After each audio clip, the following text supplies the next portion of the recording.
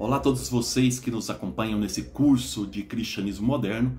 Essa é a primeira aula, segunda parte. Na segunda parte, nós vamos aí falar o que aconteceu em relação às religiões ou às denominações religiosas depois da reforma de Martinho Lutero. Mas antes, é importante observar que o cristianismo nem sempre foi uma religião unitária. Em outras palavras, a diversidade dentro do cristianismo sempre existiu desde o século I. Mas, de qualquer forma, procurava-se através dos bispos e de cartas que esses bispos emitiam entre eles uma certa unidade. Mesmo as heresias do século IV, século V, elas foram de certa forma limitadas pelos concílios da igreja, que tentou dar uma unidade a esse cristianismo já aí no século IV e século V.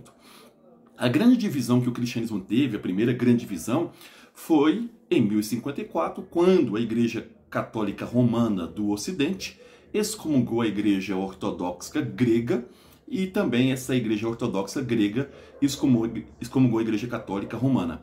Essa excomunhão só vai cair em 1965, no Concílio Vaticano II, quando o Papa Paulo VI pede perdão à Igreja Ortodoxa e a Igreja Ortodoxa pede perdão ao Papa Paulo VI. Quem pediu perdão pela Igreja Ortodoxa foi o patriarca Atenágoras.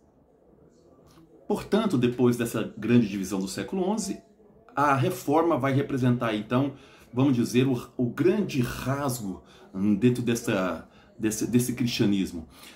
Então nós vamos falar um pouco como isso aconteceu.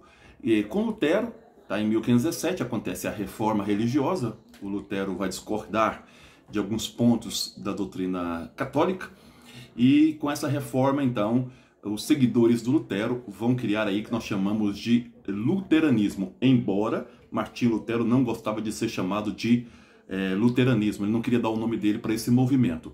O próprio Lutero, ele prefere ser chamado, o grupo dele, de evangélicos, daí então vem a palavra evangélicos. A Igreja Católica denominou esses seguidores do Lutero de protestantes, porque eles protestaram quando Carlos V permitiu que o luteranismo existisse apenas dentro da Alemanha. Eles protestam e a Igreja Católica então vai denominá-los como protestantes. Esses são seguidores do Lutero. Hoje o mais correto de chamá-los é daqueles que professam a Confissão de Augsburgo, que foi a confissão que confirmou as ideias de Martinho Lutero naquele momento. Mas o nome luteranismo é o mais aceito na comunidade científica religiosa. Um homem chamado João Calvino, ele vai trabalhar algumas ideias do Lutero e também algumas ideias ligadas à ideia de predestinação, dentre outras ideias, e ele vai desenvolver bastante essas ideias na França, e essas ideias também chegam até Genebra, na Suíça. Está nascendo aí o calvinismo. As pessoas colocam aí o calvinismo em 1541, mas em 1541 foi a morte do João Calvino. Então o calvinismo é o segundo grande movimento dentro das igrejas chamadas reformadas, ou que vieram aí da reforma de Lutero. Então o primeiro grau seria o luteranismo. A segunda corrente, a grande corrente, seria o calvinismo. A terceira grande corrente vai ser na Inglaterra, quando o rei Henrique VIII, através do ato de supremacia de 1534, rompe com Roma, isso para casar com uma mulher chamada Ana Bolena. A igreja não aceitava aí a dissolução do matrimônio do rei Henrique VIII com Catarina de Aragão. Então, através desse ato de supremacia, vai ser criada uma nova denominação religiosa na Inglaterra, de nome anglicanismo. Nós sabemos que a Inglaterra é formada por um povo chamado anglo e outro saxão.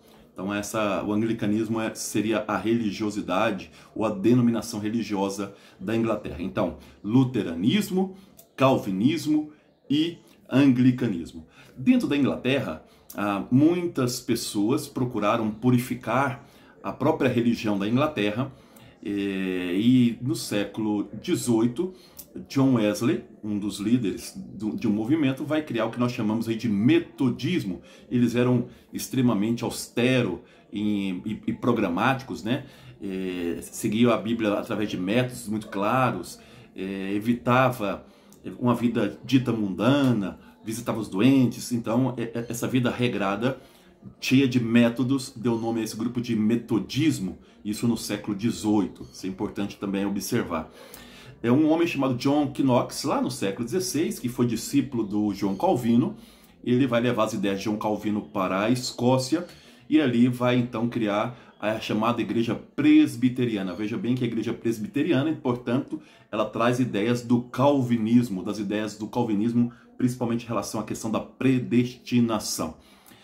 Os batistas, eles vão ser criados entre o século XVI e século XVII. Basicamente, então, nós temos as grandes igrejas históricas, mas as principais são luteranismo, calvinismo, anglicanismo, e depois nós vamos também ter aí essa igreja metodista e a igreja também presbiteriana. O fato é que, a partir do Martinho Lutero, essas igrejas, então, o cristianismo fica, então, completamente dividido em várias igrejas. Boa parte das igrejas que estão na Inglaterra, no período de perseguição, vão para os Estados Unidos, são chamados os padres ou os pais peregrinos, vão num navio chamado Mayflower, muito famosa essa história. Ali nos Estados Unidos, a partir do século XVIII para o século XIX, eles recebem uma coisa que eles chamam de avivamento, a presença do Espírito Santo dentro do movimento. E depois essas denominações dos Estados Unidos vêm para a América Latina e formando aí o que nós conhecemos como igrejas pentecostais. Até 1970 nós temos as igrejas pentecostais e a partir de 1977 as igrejas chamadas neopentecostais. É isso aí, espero que tenha gostado dessa segunda parte da primeira aula. Fiquem com Deus, até a próxima aula.